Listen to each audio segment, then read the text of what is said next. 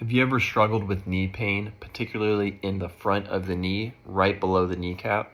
I wanted to share my experience because this is something that I'm actually dealing with right now.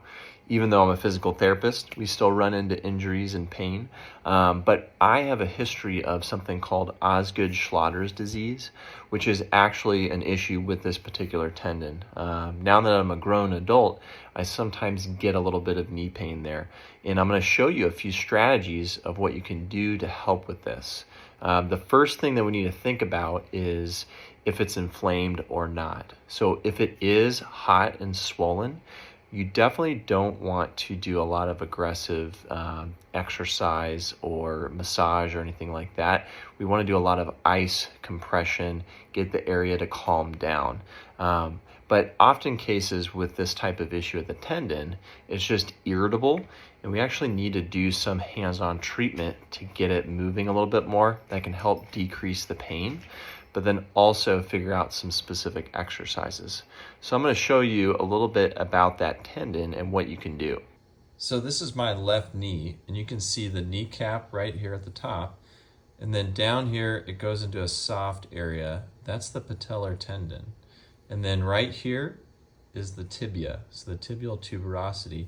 And so that tendon goes from here to here, one bone to the next.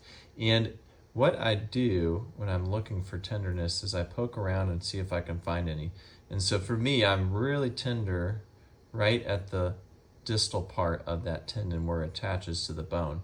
And it's not hot. I feel that. It feels cool. It's not swollen. So one of the things that I can do is simply cross friction back and forth. And so you can see I'm going a small amount, a small amplitude, but I'm keeping a consistent pressure on it and going back and forth. Now when I cross friction that's pretty tender for myself. Like when I'm on there, I'm not happy. It definitely starts out as painful, but as I continue to do that hands-on piece and massaging that back and forth, the pain drops, and at some point it doesn't hurt at all. And so that's a great way to help heal that tendon, but also reduce pain. Now, there's bigger things at play here. Usually something that causes this is we're not super strong in some of the thigh muscles or the hip muscles. So that's going to be something that you're going to want to get some expert guidance from somebody like a physical therapist, or if you got a good trainer that you're working with. So if you have any questions about doing something like that, let us know. We're happy to be a resource for you.